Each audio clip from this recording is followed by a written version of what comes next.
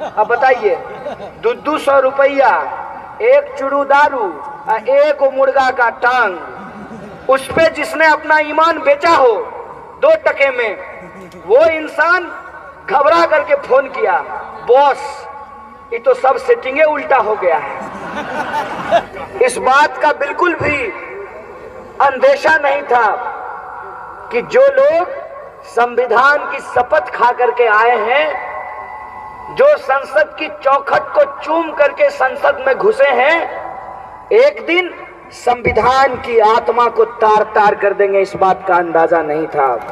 हम ये समझते हैं कहीं ना कहीं कि सरकारें आती रहेंगी, सरकारें जाती रहेंगी, इस बात का अंदाजा नहीं था कि एक ऐसी सरकार बनेगी जो संविधान को ही हटाने की बात करने लगेगी।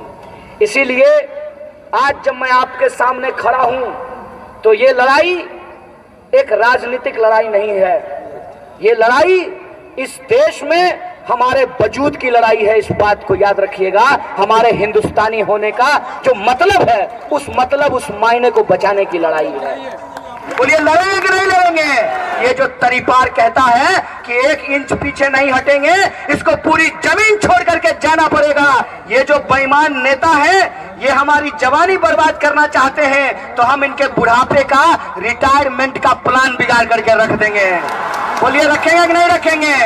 मोदी जी भी बूढ़ा होंगे ना, कौवा का जीप पी के थोड़ी आए हैं कि अमर हो गए हैं। तो बूढ़ा होंगे ना, तो बूढ़ा होंगे तो उनके आगे कोई और प्रधानमंत्री बनेगा ना? कौन प्रधानमंत्री बनना चाहता है? नहीं नहीं नहीं, प्रधानमंत्री बनने का मन हुआ है मोटा भाई अमित शाह को, और विकास का ढोलक भी फूट गया है। तो बताइए 2024 में किस मुद्दे पे प्रधानमंत्री बनेंगे?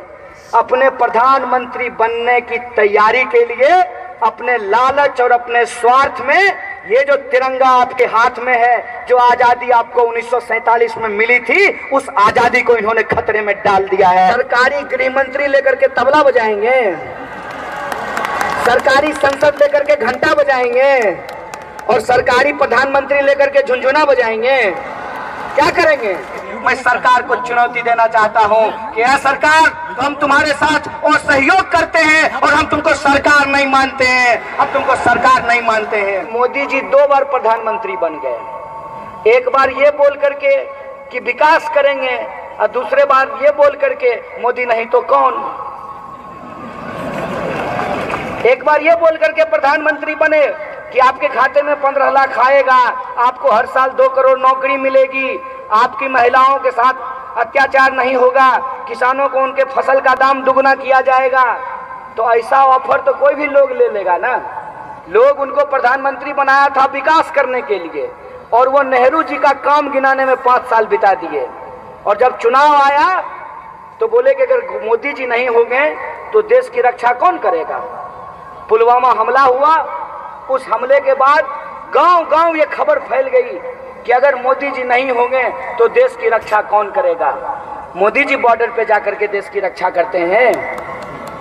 हमारे आपके घरों के बच्चे, गरीब के बच्चे बॉर्डर पे देश की रक्षा करते हैं। गांधी को मानते हैं कि गोडसे को? फिर से याद दिला रहे हैं, अगर गांधी को मानते हैं तो गांधी ने नमक कानून के खिलाफ, अंग्रेजी सरकार के खिलाफ सविनय अवज्ञा किया था। आप तमाम लोगों को, हम तमाम लोगों को, आप तमाम नौजवानों को ये जिम्मेवारी अपने कंधे पे लेना होगा कि जो हम लोग आज बेकारी का सामना कर रहे हैं, हम नौजवानों को हताश और निराश होने की जरूरत नहीं है। ये जो बेईमान नेता है, ये हमारी जवानी बर्बाद करना चाहते हैं, तो हम इनके बुढ़ापे का रिटायरमेंट का प्लान बिगाड़ करके रख देंगे।